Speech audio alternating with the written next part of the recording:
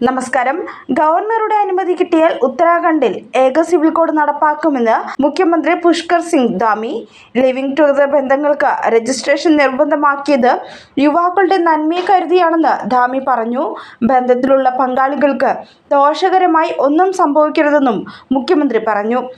കഴിഞ്ഞ ദിവസമാണ് ഏക സിവിൽ കോഡ് ബില്ല് ഉത്തരാഖണ്ഡ് നിയമസഭ പാസാക്കിയത്. രാജ്യത്തെ UCC ബിൽ പാസാക്കുന്ന ആദ്യ സംസ്ഥാനമാണ് ഉത്തരാഖണ്ഡ്. കോൺഗ്രസ് അടക്കമുള്ള പ്രതിപക്ഷ പാർട്ടികൾ നടപടിയെ വിമർശിച്ചു. സ്ത്രീകളോടുള്ള വിവേചനം അവസാനിപ്പിക്കാൻ നിയമത്തിലൂടെ കഴിയുമെന്ന് മുഖ്യമന്ത്രി പുഷ്കർ സിംഗ് ധാമി പറഞ്ഞു. സംസ്ഥാനങ്ങളിലൂടെ ഏകീകൃത സിവിൽ നിയമം നടപ്പിലാക്കുന്നതിനാണ് ഉത്തരാഖണ്ഡിലൂടെ തുടക്കമാകുന്നത്.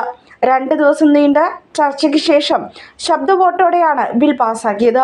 ഇനി ഗവർണർ ഒപ്പിടുന്നതോടെ ബിൽ നിയമമാകും. കോൺഗ്രസ് അടക്കമുള്ള പ്രതിപക്ഷ പാർട്ടികൾ നീക്കത്തെ എതിർത്തു. ബിൽ ആദ്യം സെലക്ട് കമ്മിറ്റിക്ക് വിടണമെന്നായിരുന്നു. വേണ്ടത്ര ചർച്ച നടന്നിട്ടില്ലെന്നും കോൺഗ്രസ് വിമർശിച്ചിരുന്നു. അതേസമയം ബില്ലിനെ പൂർണ്ണമായും എതിർക്കുന്നില്ലെന്നും കോൺഗ്രസ് വ്യക്തമാക്കി. BSP MLAയുടെ ഭേദഗതി നിർദ്ദേശങ്ങളും പരിഗണിച്ചില്ല. AMIM നേതാവ് അസദുദ്ദീൻ ഒവൈസിയും നടപടിയെ രൂക്ഷമായി വിമർശിച്ചു.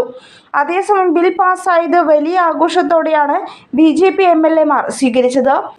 ചരിത്ര നിമിഷമെന്ന് മുഖ്യമന്ത്രി പുഷ്കർ സിംഗ് ധാമി പറഞ്ഞു. മാതൃശക്തിയോടുള്ള അവഗണന അവസാനിപ്പിക്കുമെന്നും വിവാഹമോചനം, സ്വത്തവകാശം എന്നിവയിൽ തുല്യത ഉറപ്പാക്കുമെന്നും പുഷ്കർ സിംഗ് ധാമി പറഞ്ഞു.